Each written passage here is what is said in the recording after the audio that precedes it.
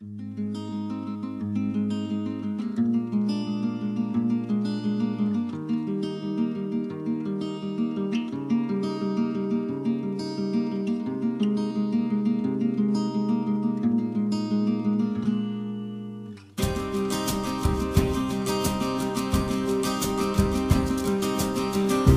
in the day you had been part of the smart set.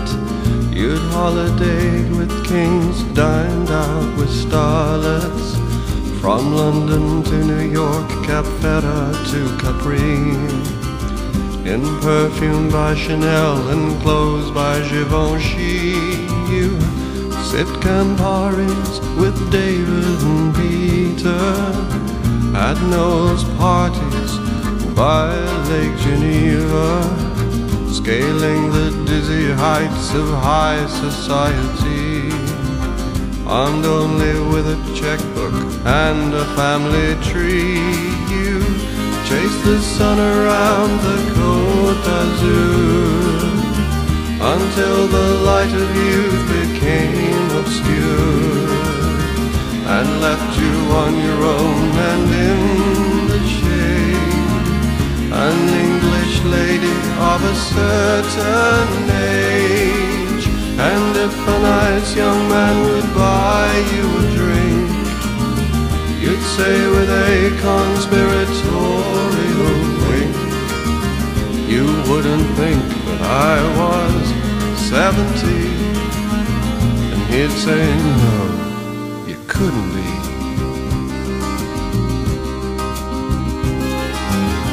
You had to marry someone very, very rich, so that you might be kept in the style to which you had all of your life been accustomed to, but that the socialists had taxed away from you. You gave him children, a girl and a boy, to keep your sanity. A nanny was employed, and when the time came they were sent away. Well, that was simply what you did in those days. You chased the sun around the Côte d'Azur until the light of youth became obscure and left you on your own and in the shade.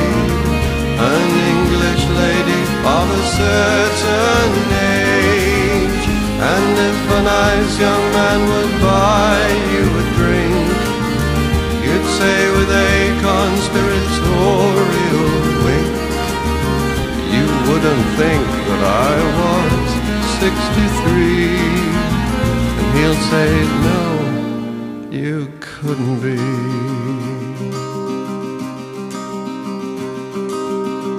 Your son's in stocks and bonds and lives back in Surrey, flies down once in a while and leaves in a hurry.